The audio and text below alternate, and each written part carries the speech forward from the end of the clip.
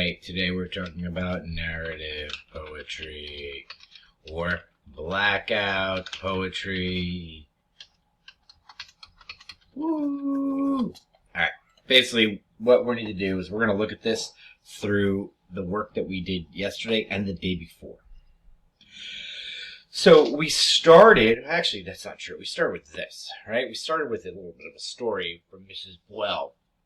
And then what we did is we saw how we took the unimportant words and we blacked them out. And unimportant meaning we could still convey the message with as few words as possible. Does that make sense? You want to say the same message as little words as possible. And that's what they did here. So took both pages of this and blocked it all out. So the question is, what do we do next? And that is, the answer is, we're going to put it into a poem. So check this out.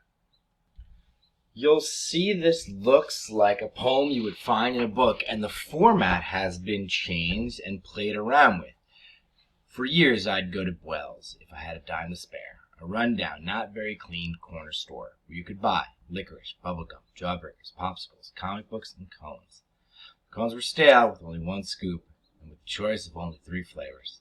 Mrs. Buell was the same, always the same, except this one time. I tripped and fell and scraped my knee going in. It hurt so much.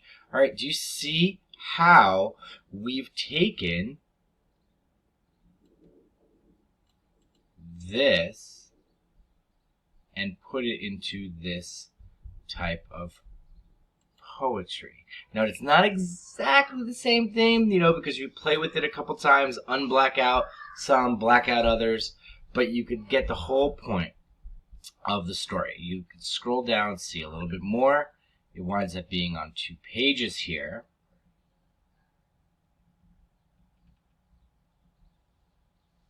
Especially the end here. I can't believe it. Her going left the whole of my life. Nothing was safe. Not even the everyday taken for granted background of Mrs. Buell, pushing up her sweater sleeves and giving me change. Now, there's not only one way to do this. You can play with the format. Here's another one. Very similar. You'll see italics here. You'll see it doesn't have that staircase design going down like this way. But you'll notice that the words are the same, just the poem looks a little different. You can play with your poems, guys. This is what it's all about. Make it into a format that you like the way it looks. See if it moves you in any sort of way. So what do you have to do? All right. So you're going to take what you wrote on slide, I believe 17, right here.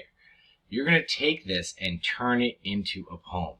All right. You're going to black out the story or journal entry that you wrote, and then you are going to turn it into a poem. Let me show you how I do that with the dog poem. Okay, you took this on, I guess you probably did this on Wednesday, right? You looked at this and you blacked out the dog poem.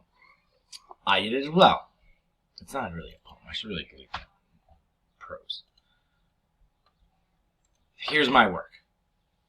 So what can I do now is what I need to take this and turn this into a poem. I'm going to just take the words that are highlighted. So I know the first thing is nose under tail, warm furred my bed. And then I'm going to go back and I'll keep doing this. What's next? All night, tangle limbed, shift grown, chin on my hip. All night, tangle limbed, shift grown, chin on my hip. Good. I'll go back down here and I'll type that in.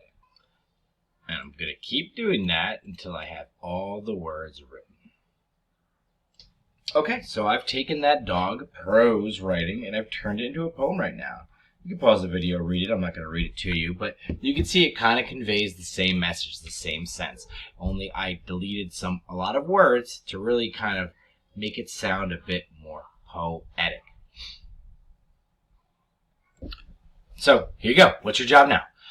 You're going to black out your writing from slide 17. I'm guessing 17. So whatever you did on Thursday. where you wrote your journal entry.